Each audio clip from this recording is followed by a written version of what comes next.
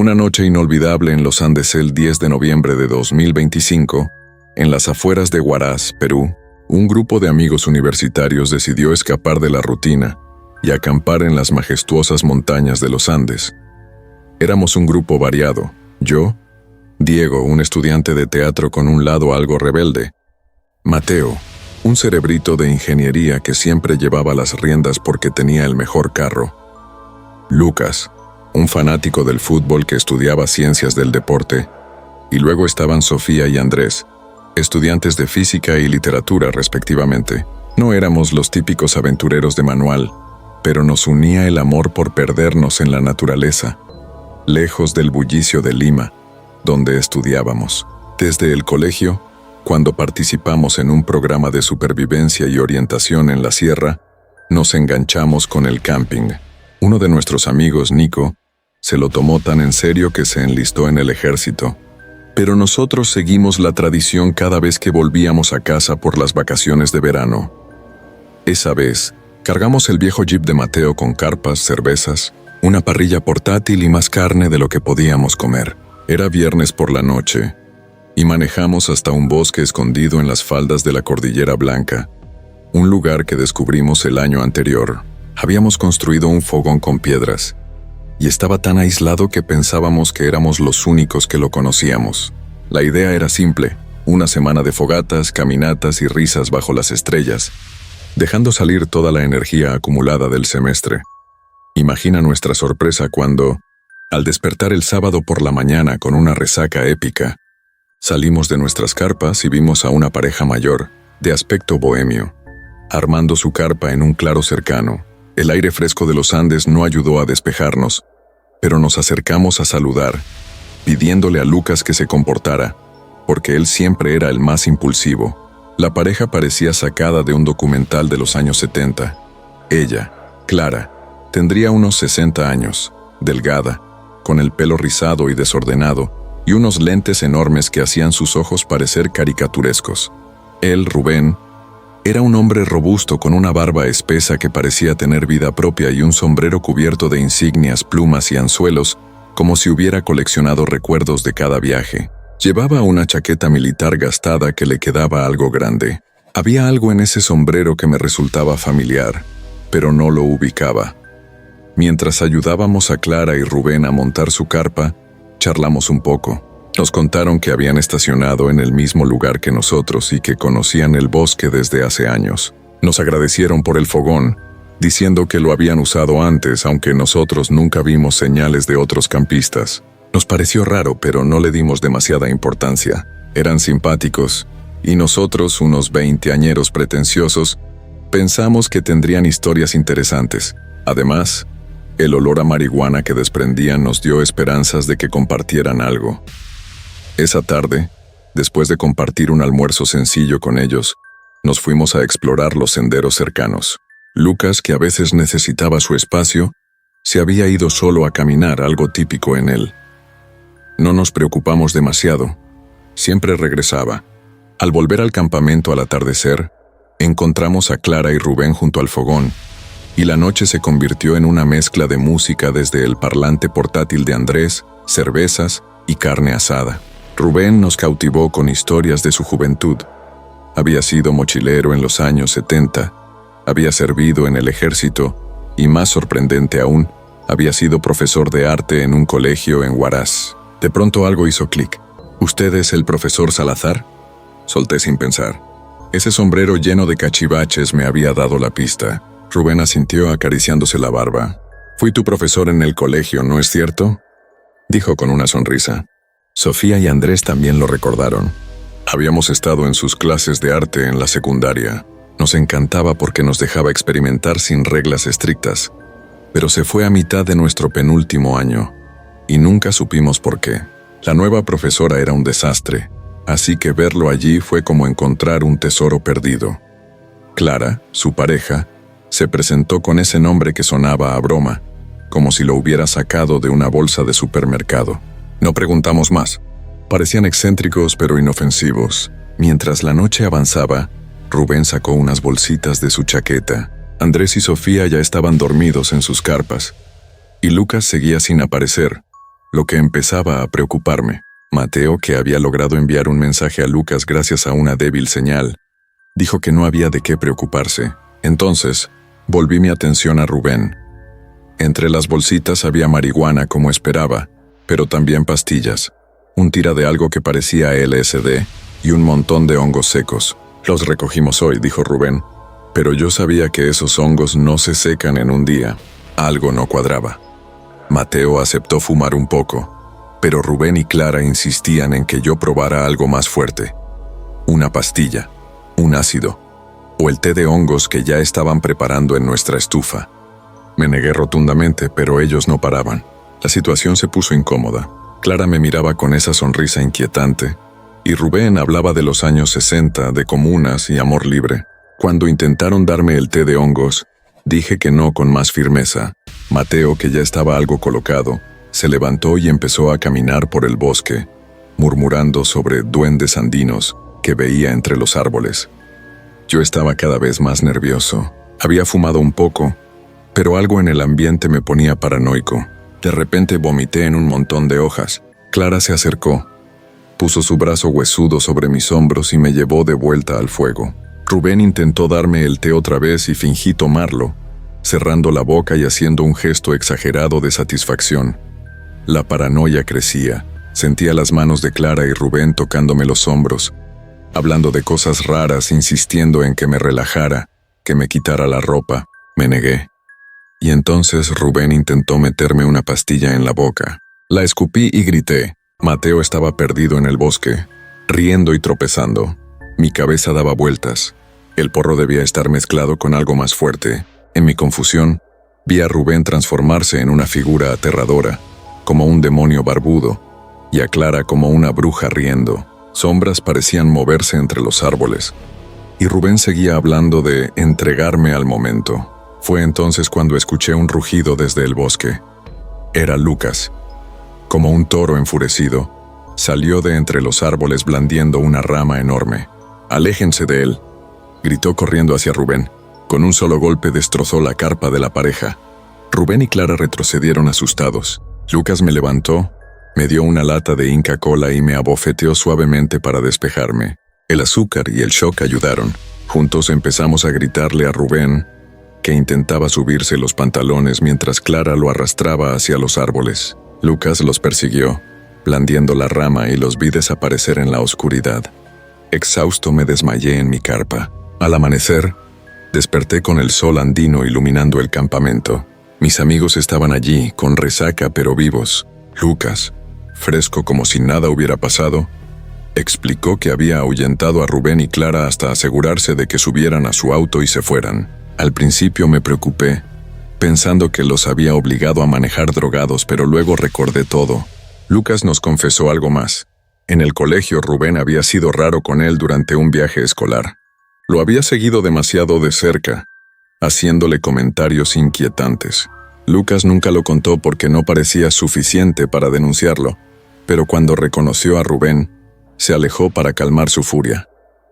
Más tarde, investigué y descubrí rumores de que Rubén dejó el colegio por acusaciones similares, aunque nunca se probó nada. Extendiendo la historia, puedo contar que después de esa noche, decidimos seguir acampando, pero con más cautela. Lucas se convirtió en nuestro guardián no oficial, siempre alerta. Una noche, mientras asábamos más carne, encontramos una nota en el fogón.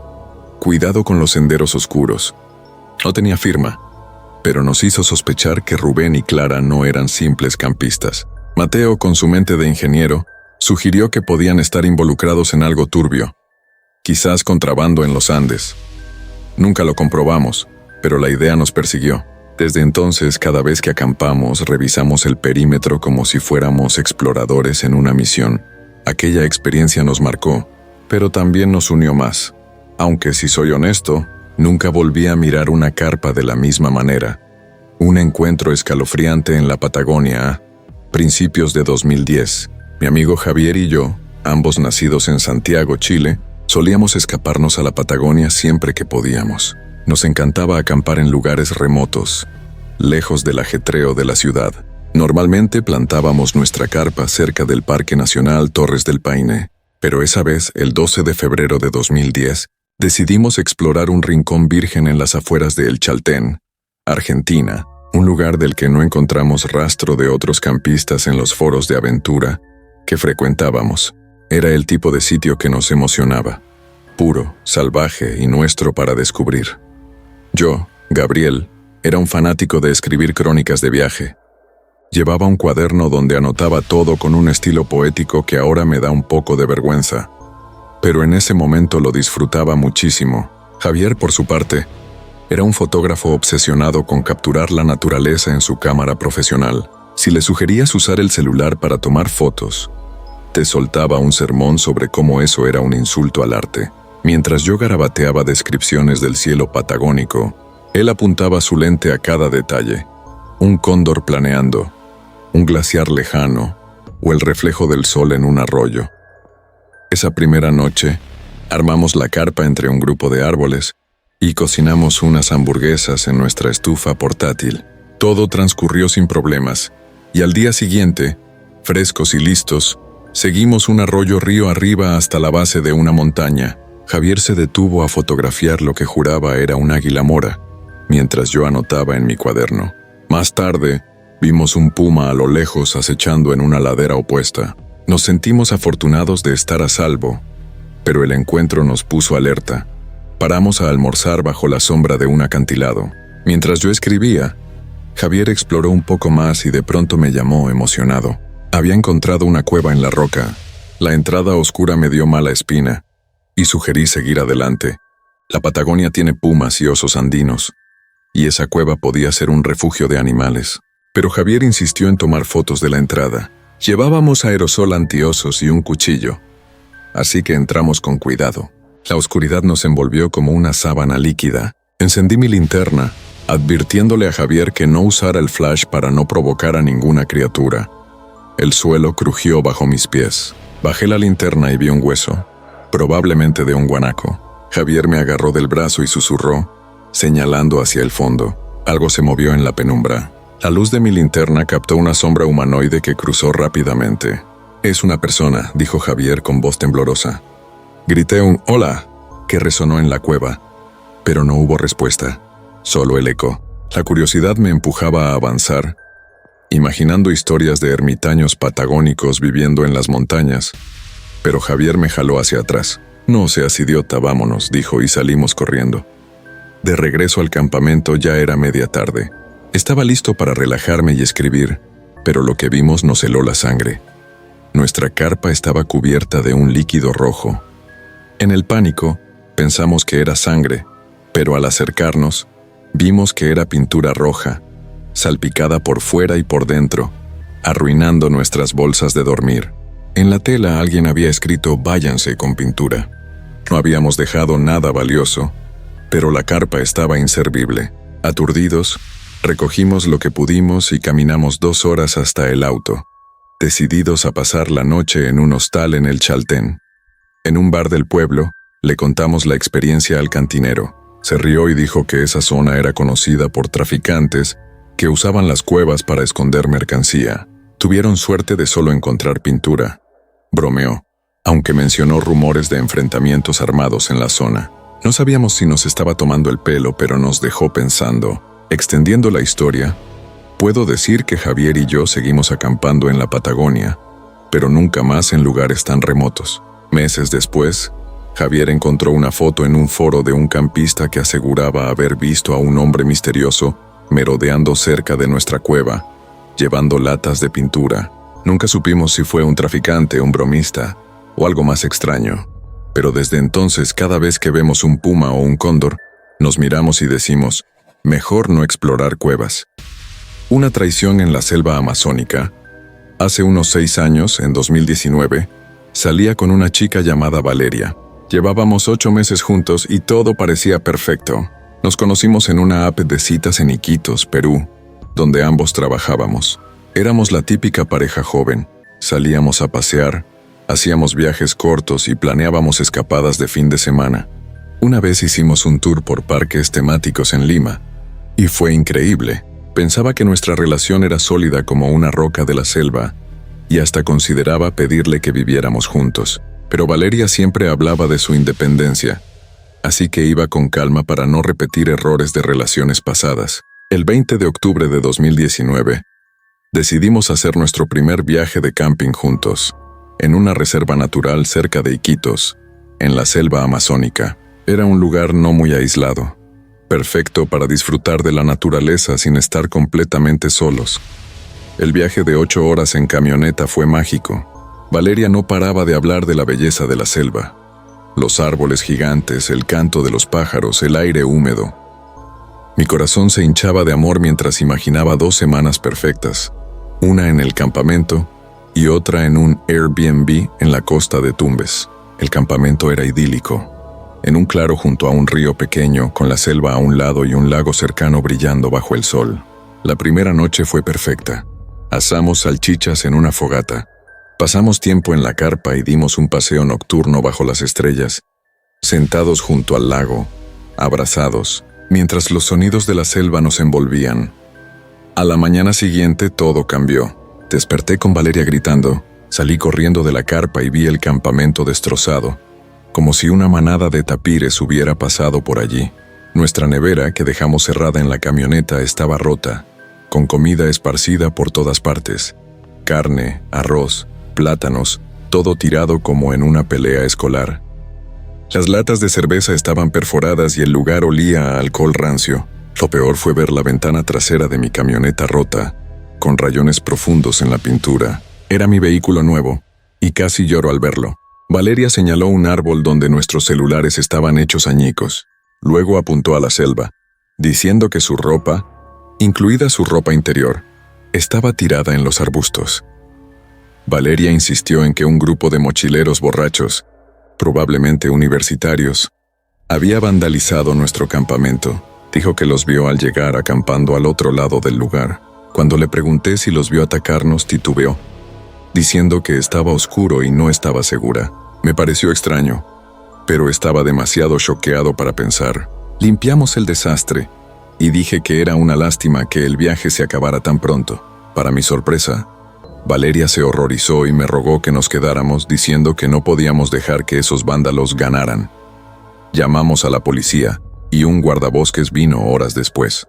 Dijo que no podían hacer mucho, pero que preguntaría por el campamento. Cuando le consulté si debíamos irnos, minimizó el incidente diciendo que probablemente eran chicos jugando. Valeria sugirió comprar una lona para la ventana rota y seguir con el viaje. Acepté a regañadientes, aunque algo no me cuadraba.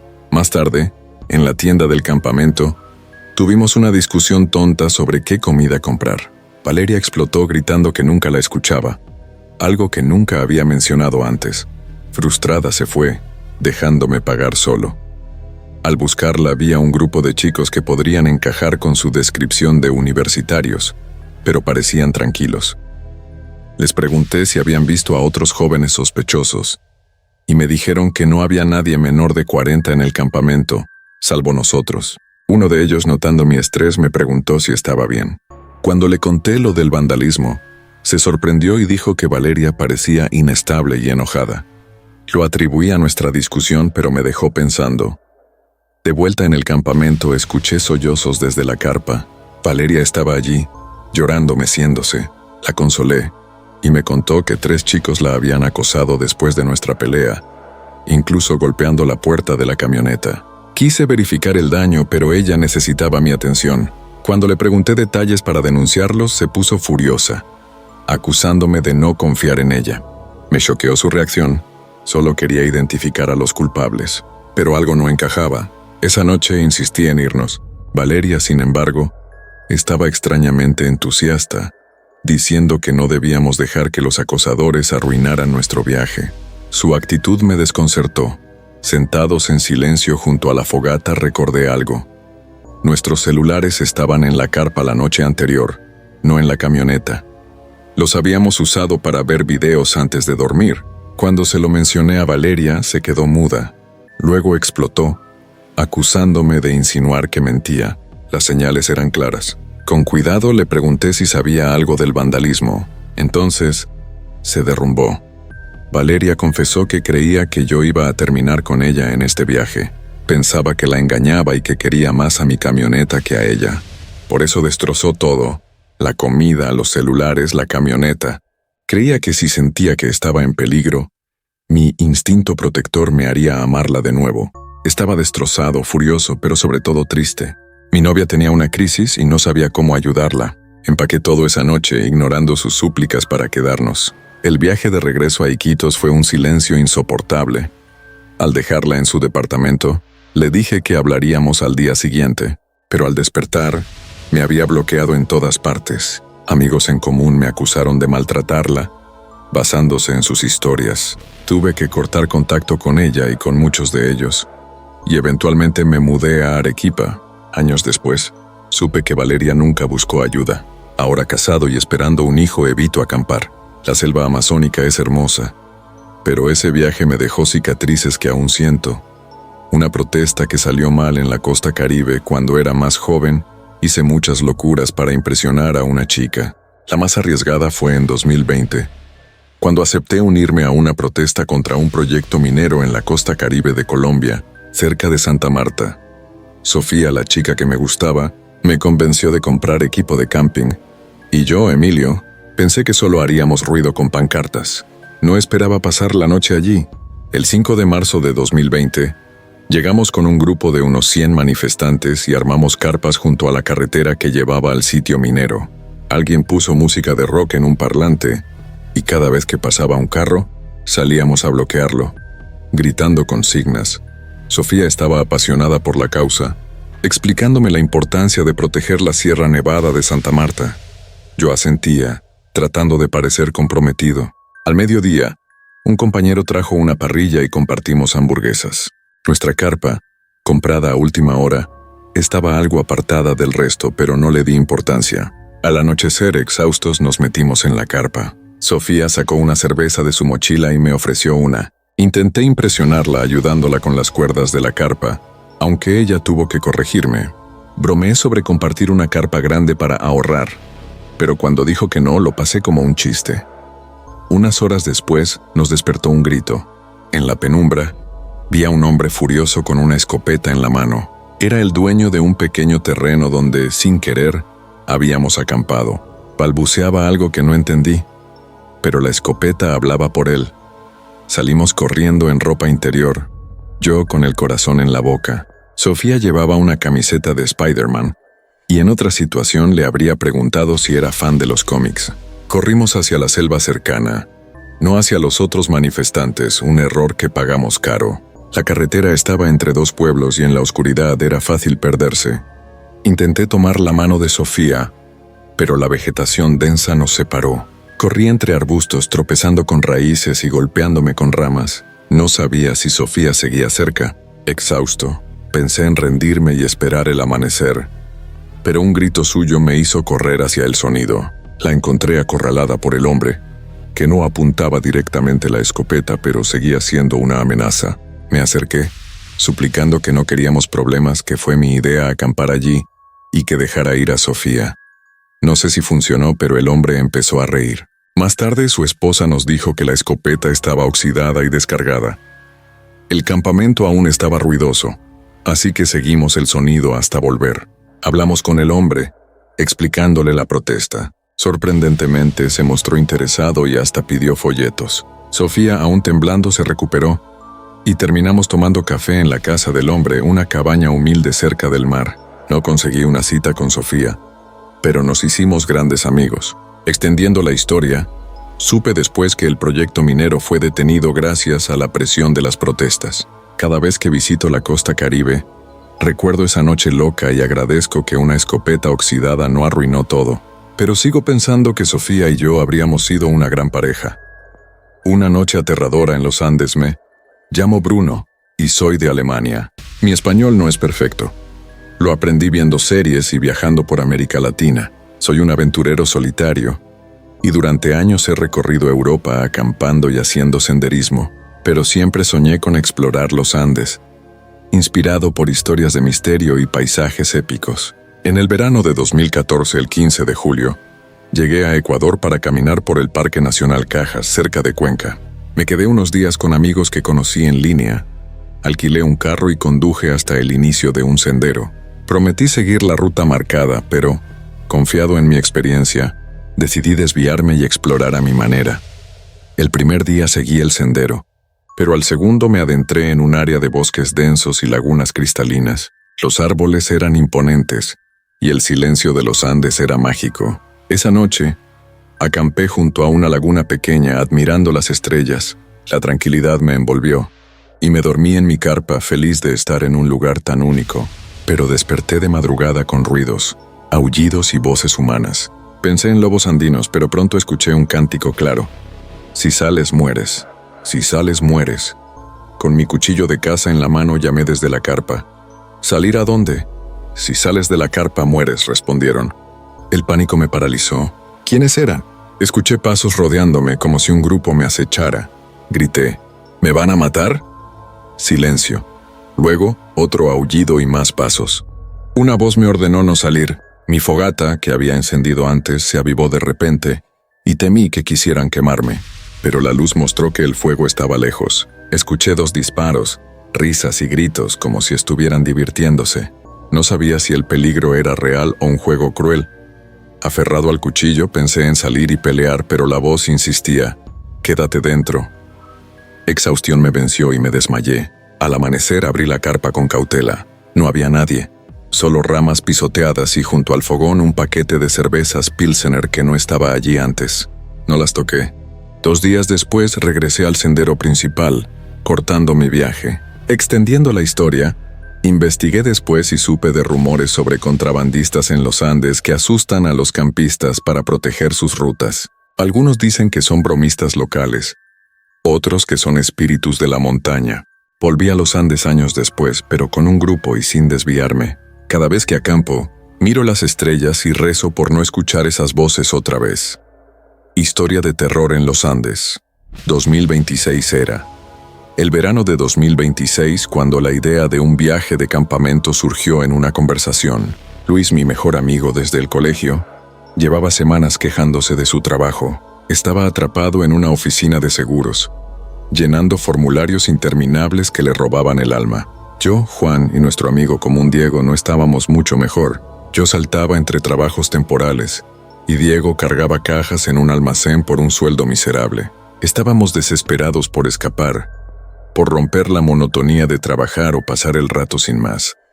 No teníamos dinero para viajar a destinos exóticos como el Caribe, ni tiempo para un viaje largo por carretera, así que decidimos ir de campamento. Tras discutir un poco, elegimos la Reserva Nacional de Tambopata, en los Andes peruanos. A solo 2 horas en auto desde Cusco, era lo bastante cerca para un viaje rápido, pero suficientemente remota y vasta para sentirnos en plena naturaleza. Y cuando digo basta, lo digo en serio. Más de 270,000 hectáreas de selva densa, ríos sinuosos y montañas escarpadas. Tardarías un día entero en cruzarla a pie, incluso en un buen día. Ya habíamos ido una vez. Un viaje corto hacía años, así que sabíamos que 3 noches en verano serían perfectas antes de que el frío y las lluvias llegaran. Empezamos a planear con más detalle cuando la fecha se acercó, juntando recursos para mantener los costos bajos. Mi vieja camioneta roja apenas funcional pasó la revisión técnica por un milagro y estaba lista para llevarnos. Luis encontró una tienda de campaña para 2 personas en el garaje de su padre, un poco vieja pero con parches que la hacían usable. Como solo cabíamos 2, Diego compró una tienda individual barata en una tienda de excedentes militares. Dividimos el resto: sacos de dormir, una hielera, utensilios de cocina, y Diego añadió una caña de pescar. Yo llevé un par de lonas por si llovía. Luis consiguió un mapa de la reserva, un folleto arrugado del centro de visitantes. Con eso pensamos que estábamos listos. El viaje hacia allá fue pura diversión. Salimos un viernes por la tarde, con el sol aún alto, cantando a todo volumen canciones de rock clásico en el estéreo del auto. 2 horas después llegamos a la entrada de Tambopata, justo cuando el crepúsculo pintaba el cielo de naranja. El estacionamiento de grava solo tenía un auto más. Pagamos la tarifa en un pequeño kiosco de madera, dejando unos soles en un sobre, y elegimos un sitio cerca del río Madre de Dios. Era un claro rodeado de árboles altos, con un círculo de piedras para fogata ya listo. El suelo estaba cubierto de hojas secas, y a unos 50 metros El río brillaba bajo los últimos rayos del sol. Era hermoso ahora que lo pienso. Descargamos el auto, llevamos nuestras cosas al sitio y montamos el campamento. Esa primera noche fue increíble. Luis encendió una fogata con un encendedor y unos periódicos viejos que trajo. Asamos salchichas en palos y calentamos frijoles en una olla abollada que encontré en casa de mi madre.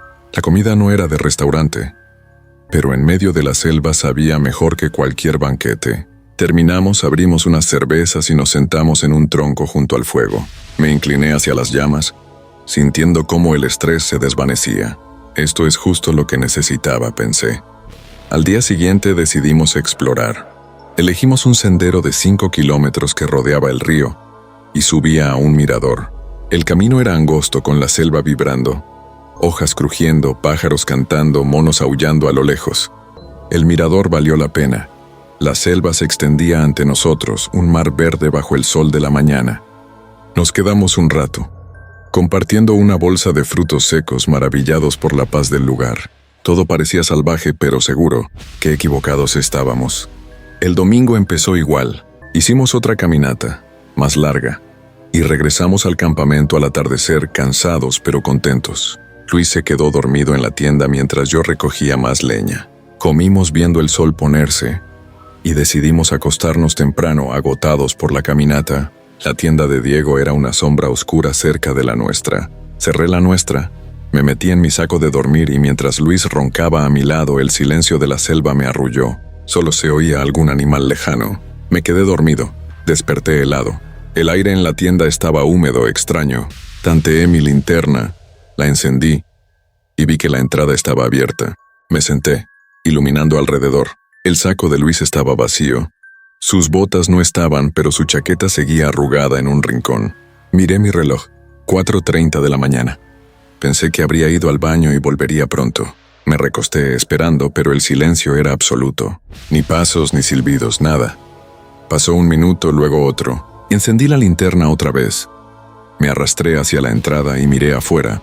La oscuridad era total, devorando el haz de luz. Grité el nombre de Luis bajo al principio para no despertar a Diego. Di una vuelta al campamento iluminando los árboles, pero solo había sombras.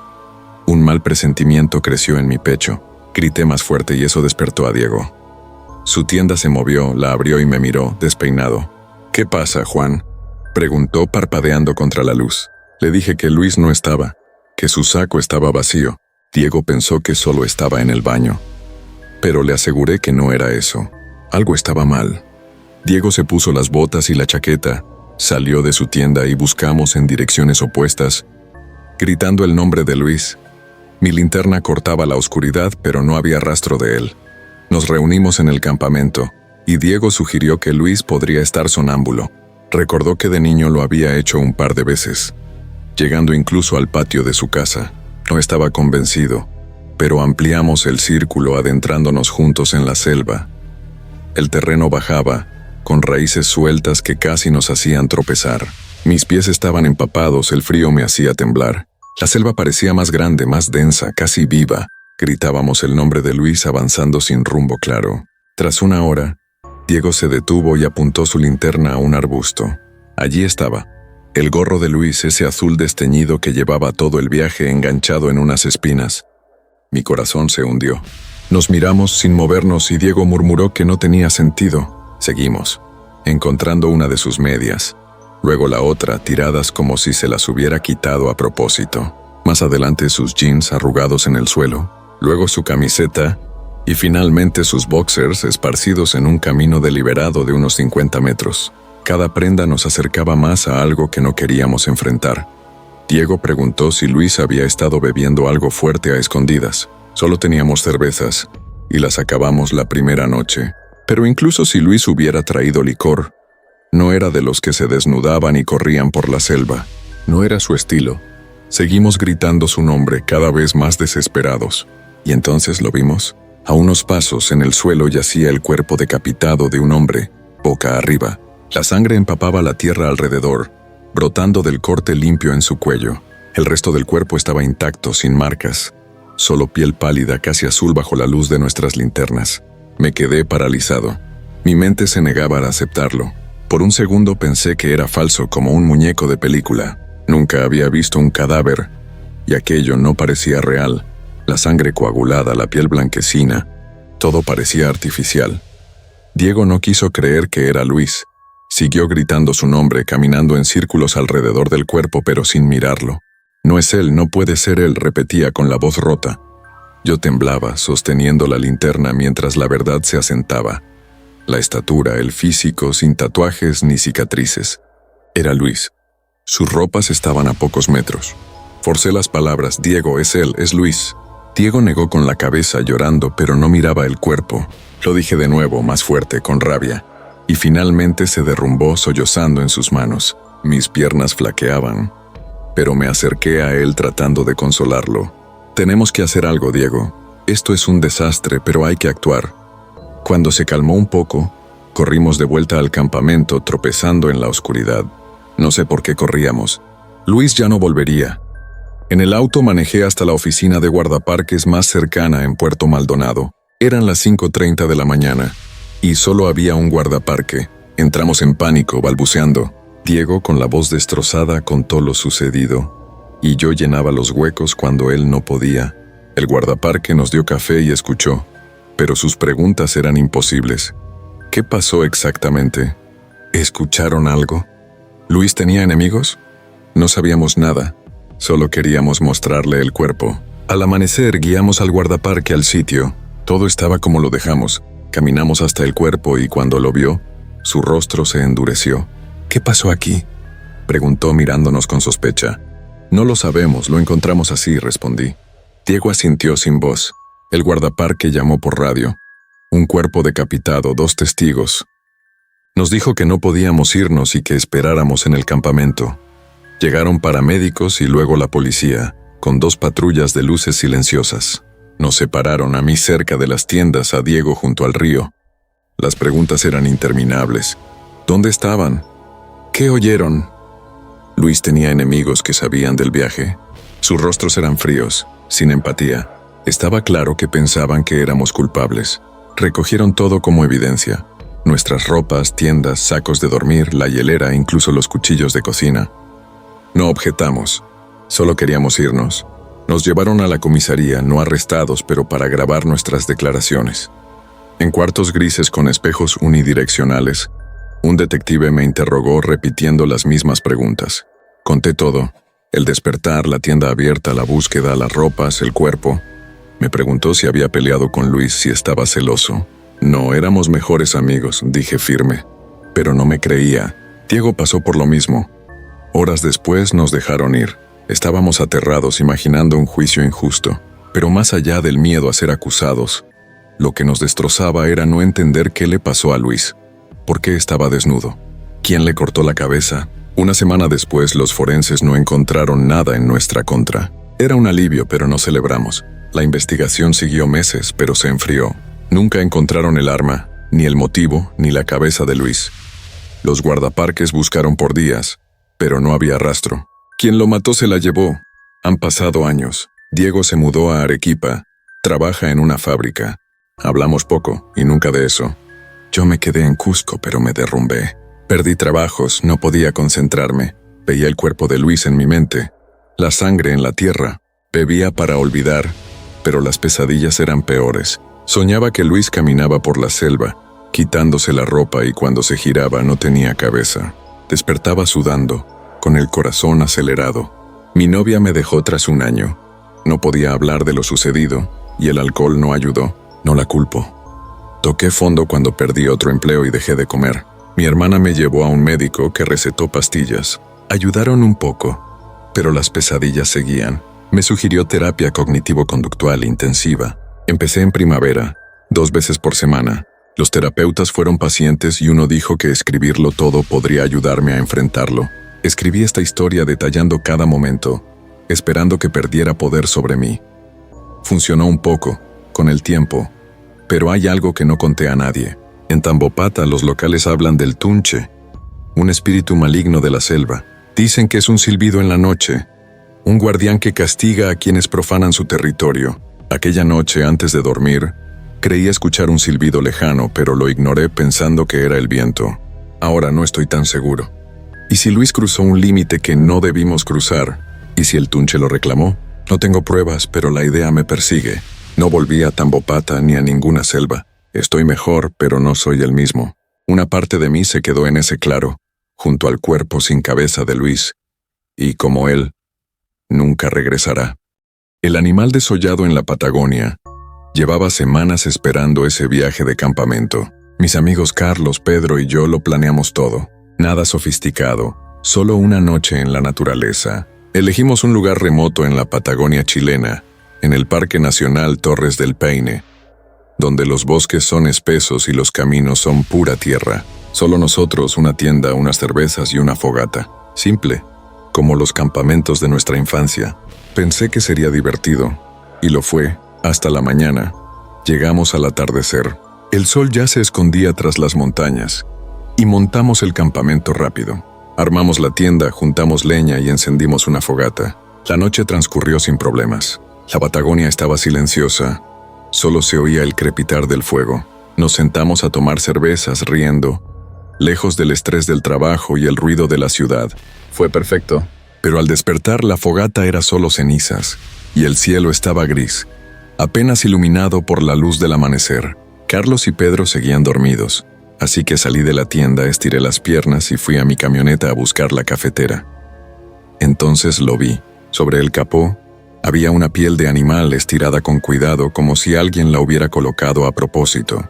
No estaba simplemente tirada. Estaba extendida, plana, sin pelo, con la carne rosada y húmeda brillando.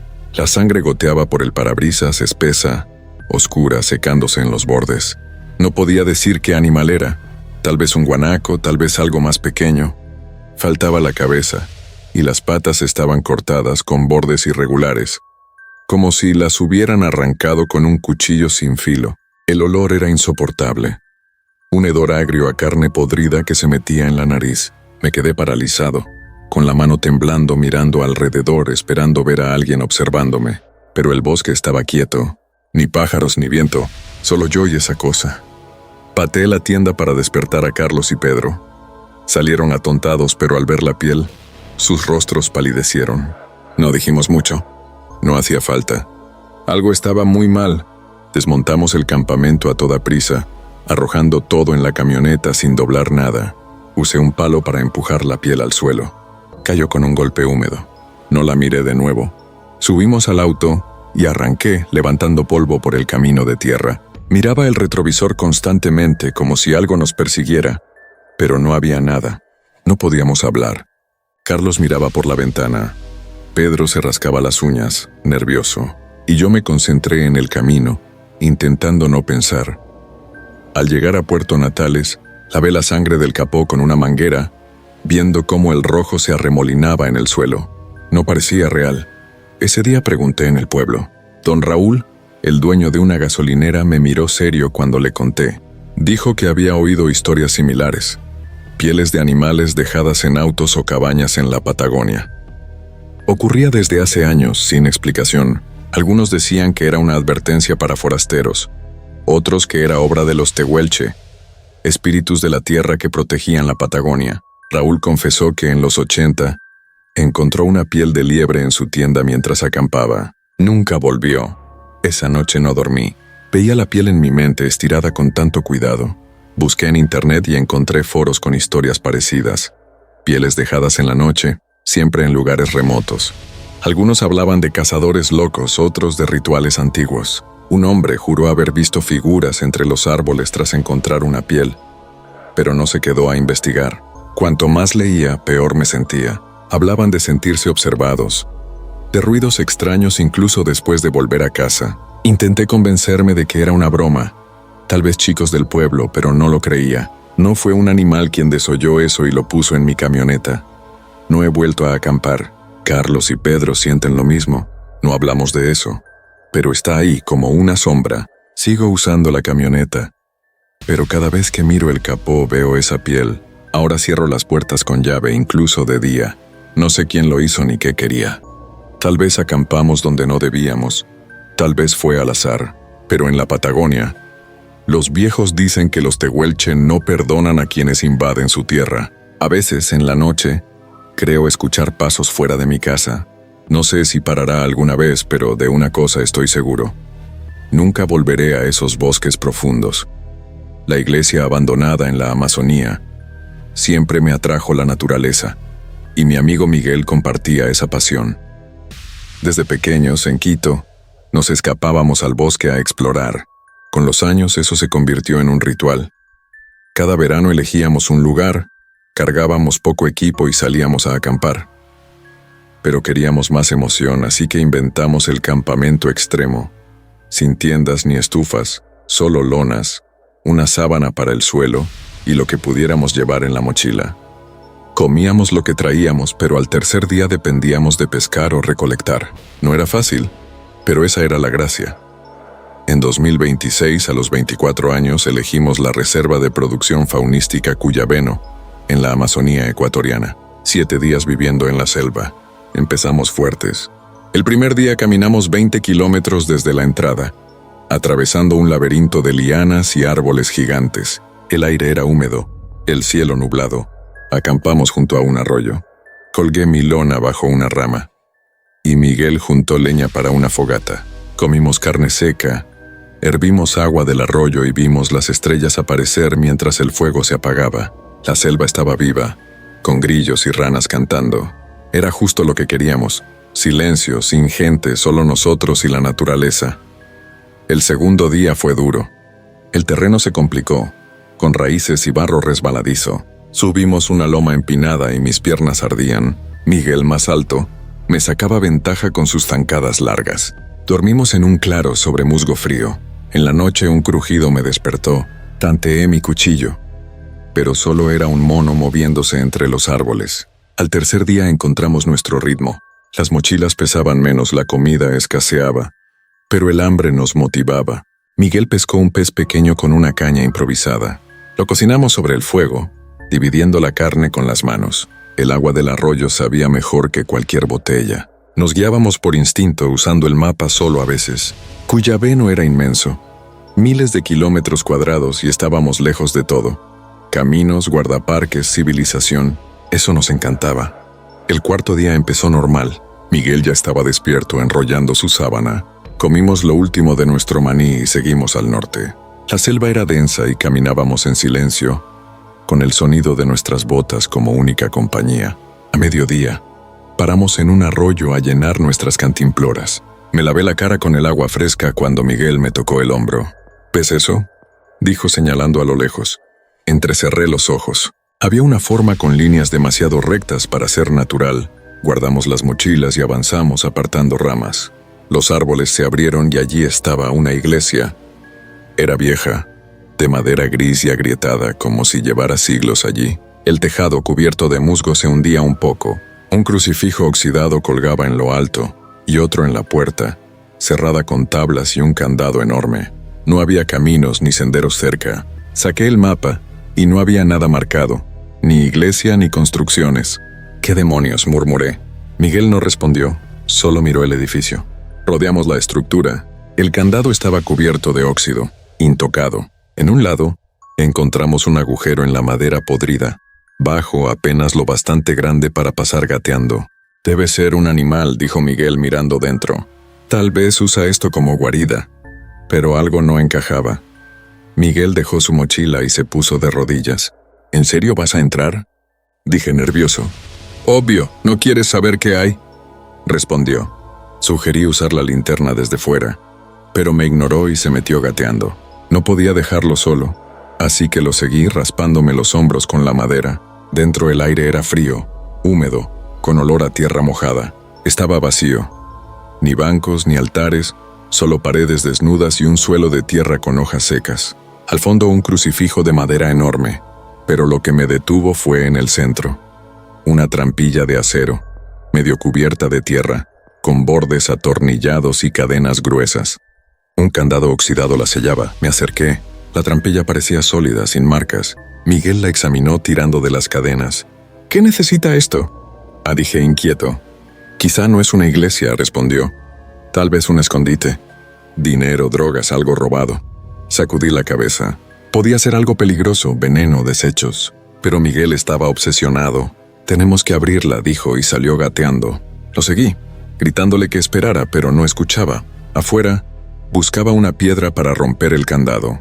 Es una locura, le dije. Si hay algo valioso puede ser de narcos. ¿Quieres que nos maten? Pero era como si no me oyera. Sus ojos tenían un brillo extraño, casi febril. Corrí tras él. Lo agarré y lo empujé contra un árbol. ¿Qué te pasa?, grité. Forcejeamos, pero lo detuve. De pronto pareció volver en sí. Estaba pálido, sudando. No sé qué me pasó, dijo frotándose las sienes. No podía dejar de pensar en esa trampilla. Necesitaba saber qué hay ahí. Lo calmé y regresamos por nuestras mochilas. Seguimos el viaje, pero algo cambió. Acampamos 2 noches más pescando y caminando, pero la emoción se había ido. Miguel parecía normal, pero yo lo vigilaba, temiendo que esa obsesión volviera. No lo hizo. Al volver a Quito bromeamos sobre el escondite de la selva, pero nunca fue gracioso para mí.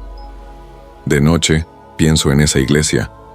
Las cadenas, el crucifijo oxidado, la trampilla. En Cuyabeno, los indígenas hablan del duende, un espíritu que engaña a los viajeros, llevándolos a lugares prohibidos. ¿Y si esa iglesia era uno de esos lugares? No lo sé. Busqué en foros, pero no encontré nada sobre una iglesia en la selva.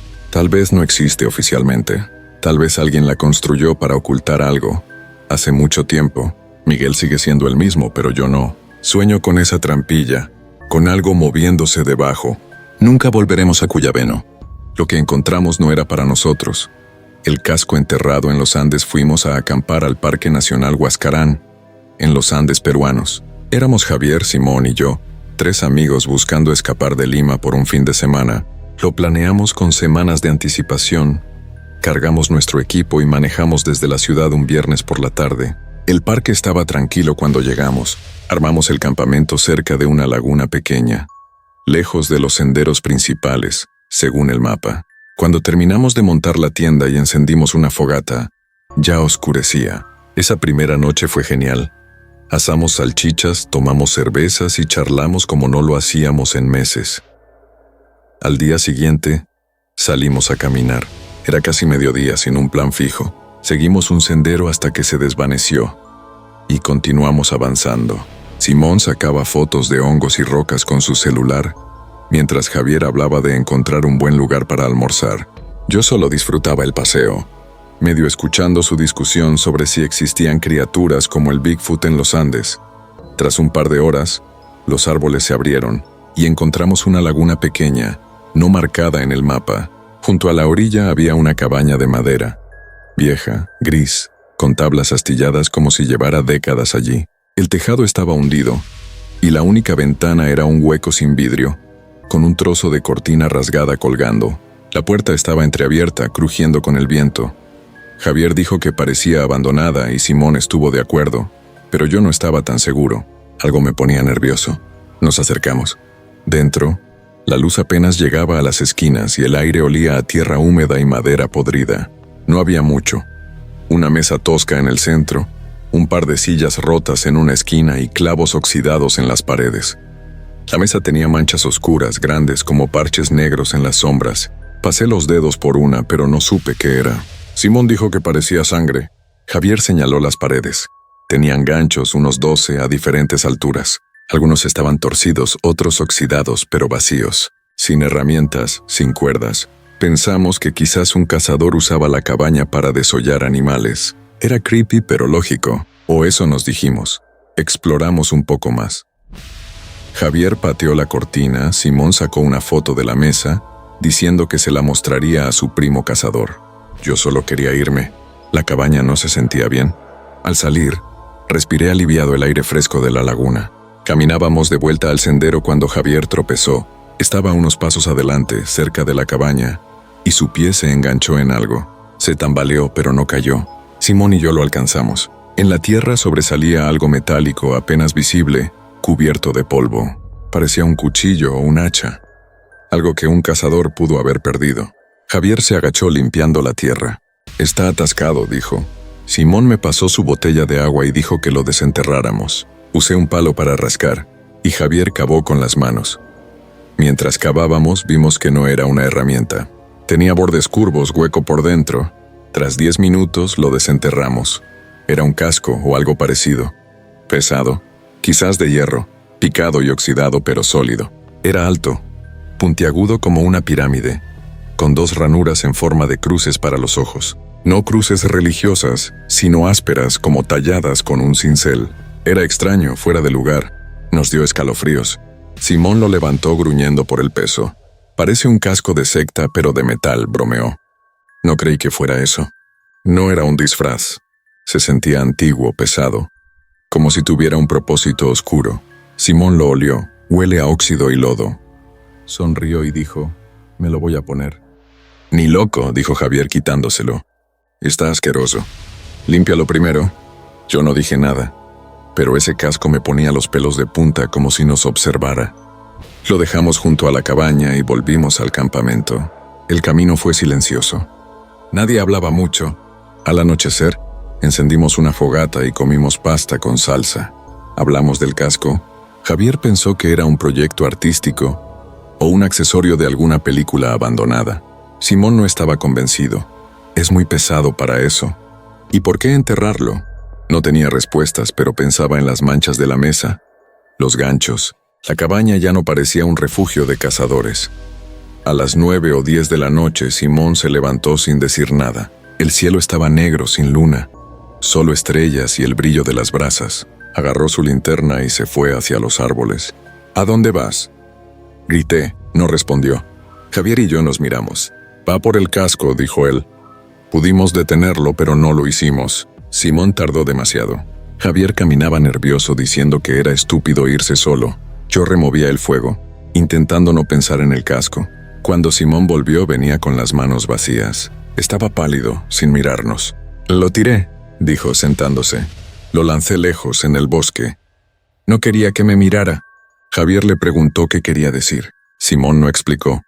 Solo negó con la cabeza, como si hubiera visto algo imposible. No insistimos. La fogata se apagó y nos metimos en la tienda. No podía dormir imaginando ese casco, sus cruces mirándome desde la oscuridad. Al día siguiente, levantamos el campamento temprano. Nadie lo dijo, pero queríamos irnos. El viaje de vuelta fue callado, solo el ruido del motor. No hablamos del casco ni de la cabaña, pero no lo olvidé. Busqué información sobre Huascarán, pero no encontré nada sobre una cabaña en una laguna. Tal vez nos desviamos más de lo que pensamos. En los Andes los locales hablan del Supay, un demonio que tienta a los viajeros. ¿Y si ese casco era suyo? No lo sé, no he vuelto y no pienso hacerlo. Pero a veces, en la noche, veo esas cruces en mi mente y me pregunto si dejamos atrás algo mucho peor de lo que imaginamos.